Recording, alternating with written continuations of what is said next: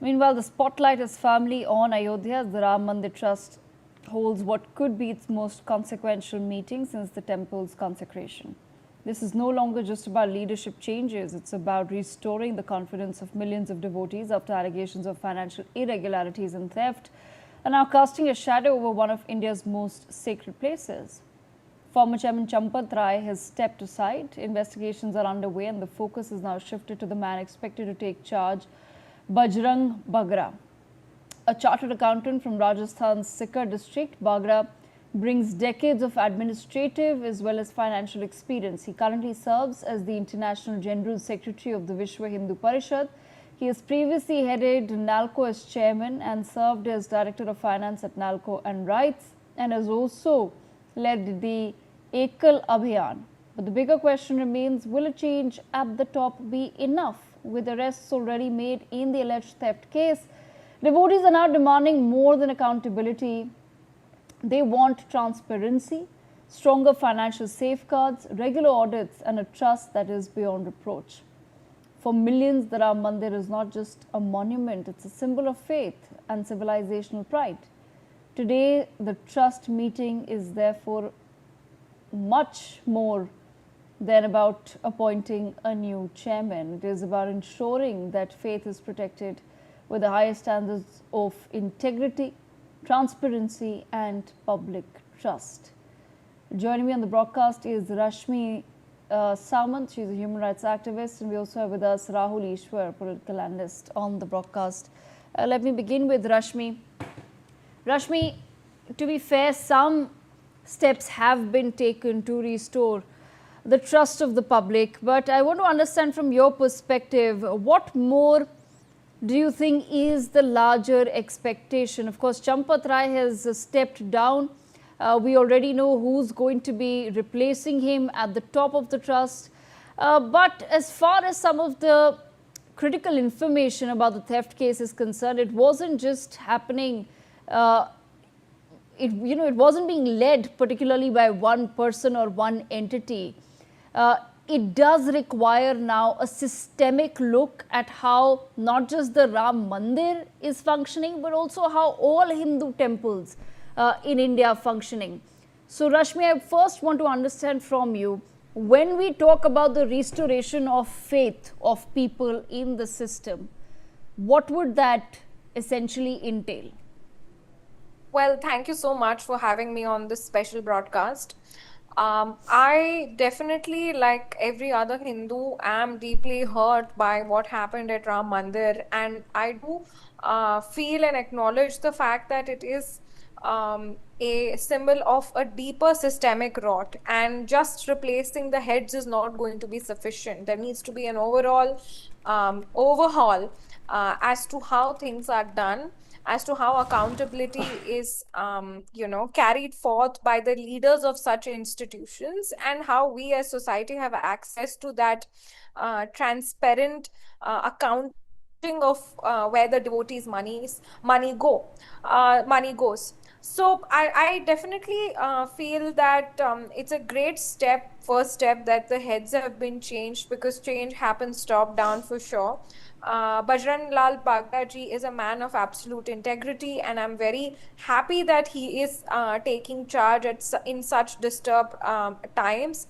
I do hope that he's able to, overhaul the system and create an exemplary, structure which can then be replicated across temples in Bharat.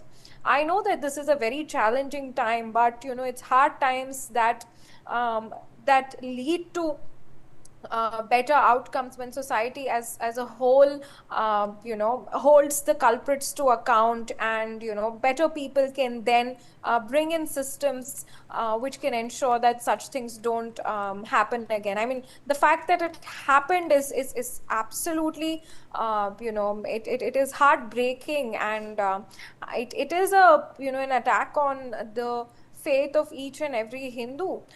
So, I mean, without discounting that, I would like to make this limited point. And I truly hope that the kind of overhaul that Ram Mandir sees is then so good and so structurally sound that it then can be replicated elsewhere. Right, absolutely. But at the same time, Rashmi, when we look at some of the safeguards that exist as far as donations and auditing, of course, temples in India, the lakhs of Hindus go every day. We make crores in cash donations and also in kind donations, and of course there are safeguards that exist in terms of auditing those accounts. There are committees that are set up for the counting of the cash. There is some accountability that is to be maintained. All accounts are maintained, audited independently by generally certified chartered accountants themselves, because when we talk about the sheer volume of money that we're talking about, it goes, like I said, into lakhs of crores. Now that it's happened at a Ram Mandir, like I said, that there would be some sort of a hesitation perhaps in the mind of a devotee the next time they're making a donation at any temple across India. So how does one now really restore that faith of the devotee in the system? Should the government come up with some sort of an entirely new system in way temple trusts are running in this country? Because it's not just about cash. I'll tell you what, when we started the Save Indian Temples campaign, we were actually looking at the theft of also temple property that's happening in India, temple land theft, which is very rampant in India. Why is the government then not looking at these points very seriously and coming up with stricter laws or changing those laws? What is the hesitation? Do you think there's a hesitation there, or just the fact that we've perhaps just been sleeping on it, and now that something has happened, maybe the government and the authorities will get a nudge? Absolutely, I agree with you. It's not just limited to, the devotees' contributions in terms of cash in the hundis. It's also beyond that. Not just land, but also in many cases, idols and murtis and vessels which belong to the Lord have been replaced, because usually these are made of gold and other precious metals. They've been replaced in many temples, and such cases have come out. There have been cases of adulteration of ghee in the making of prasad, especially Tirupati, where there's so much faith entrusted. So yes, such examples have been plenty in the recent past, and it has definitely created a sort of deterrent among devotees with respect to their faith and their contributions. And I think that is extremely discouraging. The government definitely needs to do more so that these trusts don't have a free hand in abusing the sort of power that the devotees place in their god by being unscrupulous middlemen. And it can only happen if the leash is tightened on regulation and there is proper oversight. That being said, I mean, in multiple cases, the governments have been, hand and glove, be it Tamil Nadu, which is a case in wherein every temple is under government control, and all of the, temple properties in a legal way abused by the government to fulfill its different guarantees. So one way or the other, I feel in Bharat, the Hindu faith is being abused, be it with or without government oversight. We need to completely rethink how this happens, so that either cases, be it legalized or daylight theft, both of them don't happen, because they equally harm a devotee's sentiment. I think we need to keep the sacredness between a devotee and their Lord intact, and bring in enough safeguards which can assist this sacredness without being entirely overbearing either on the devotee or the temple itself. I think people with the right intention and transparency is the way forward. And I definitely do hope that there's more transparency, there is more accountability, and we come up with systems that can enable these things. With AI and digitization, it is extremely easy to affect it if the regime of the day decides to take a step. I do believe that the central government needs to work in this direction and ensure that the sacredness is not broken, although it has been in the past on many occasions. And Ram Mandir is just the epitome of every devotee's faith. So I think this entire problem being translated onto an institution as big and as pivotal is quite detrimental, and it's a wake-up call to our entire community. Absolutely. Rahul Ishwar also joins us on the broadcast. Rahul, much has been discussed. I don't know how much of the conversation you've been able to hear, but when we talk, Rahul, about the restoration of the faith of the devotee, what does that now truly mean in your assessment and analysis? If you were to perhaps give a suggestion to the government on how to approach this matter, and I'll tell you why it becomes even more precarious. Now, Ram Janmabhoomi Trust, because it was, it came into being basis a Supreme Court judgment. It wasn't it wasn't an act of parliament. Therefore, it does not come under the ambit of, say, government audits or even the Right to Information Act. But the moment you start demanding these sort of things when it comes to temples, there could be some sort of backlash or uproar, because on the one hand, we keep having a conversation about how we need to make temples in India a little bit free from the control of certain state governments, for example, but at the same time, such incidents come to light, which, like I said, do shake a little bit of that faith of the devotee who feels that I'm giving something with a lot of shraddha, with a lot of astha towards the temple, towards the good of the temple. How do we then really strike that balance, Rahul Ishwar? There is going to be some backlash. I'm having some audio problems. That's the reason why. There is going to be some backlash. There is no doubt about that. But more than backlash, this is less of a political issue and more of a socio-cultural issue. This particular temple was built with a consensus from Supreme Court, and our Muslim brothers got 5 acres on the other. We had, especially the 90s kids should know, it was very troublesome 90s, where we had the unfortunate Babri Masjid demolition, which was a scar on the soul of India. Then the different space was given, then Nirmohi Akhada was involved. So many other dimensions were there. So, it is absolutely a travesty of justice when people who are related to this particular mandir are not doing justice to it. I'm not blaming anybody senior on any trust, but at the same point of time, people like the senior leadership of RSS, Pujaniya Sarsang Chalak, Mohan Bhagavat ji, Modi ji, they all have a responsibility, and they should take stock of situation. See, it is beyond politics. See, politics will come and go, elections will come and go, but this Ram temple is going to stay for centuries altogether. Even our grandkids and their grandkids will be there.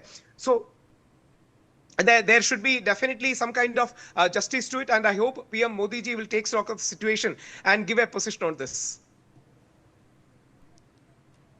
Okay, all right. Let me also, on that note, Rahul, stay on with me. Mr. Ashok Kumar, former DGP of Uttarakhand, also joins us on the broadcast. Mr. Kumar, I want to understand from your perspective, sir.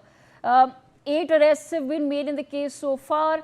Mr. Champat Rai has also stepped down. We have a new chief of the Ram Mandir who's been brought in. But when we talk about systemic changes now going forward, what would your suggestions be in this case? See, it's a case of embezzlement, and we have to treat it like that. We have to treat it like a case of embezzlement, and I think the investigation is already going on fairly. But the main angle about investigation should be that who is the beneficiary, number one, and number two, who is the conspirator. Either you must have gained money in your account or in your house or wherever, or secondly, you must have been a party to the embezzlement. Only then that person will be arrested. I think we should wait for the SIT and the investigation, which is going probably, I hopefully going in the right direction. These are the parameters I said, that who will be a culprit. Firstly, one who has embezzled the money, who is beneficiary of the embezzled money. Secondly, the one who has conspired to do it. I hope I'm clear. Yes, but at the same time, sir, you're saying that, of course, this case should be treated as a case of embezzlement, which is precisely what's happening. Like I said, now an entire investigation has started. People have been arrested. Perhaps a lot of information has also been collected against them on what was truly going on. But when we talk about restoration of faith, how does one do that now for devotees going ahead? Because there could be some level of now mistrust that is generated just in terms of making a donation towards a particular temple or a temple trust. See, it's natural The mistrust is natural, but I don't think that if the investigation is carried out fairly, I am sure that trust will come back. And there have been incidents in the past, and where such things, or rather, Pandaj have not been doing things very fairly. I mean, SSP of Haridwar, Mathura, and Allahabad, etc., Prayagraj, ASP. So these things do happen in religious places, and if the investigation is carried out fairly and justice is met out properly, I'm sure the trust will come back. I don't foresee any such permanent loss of trust. It's a temporary phase. But the investigation should be very fair and transparent.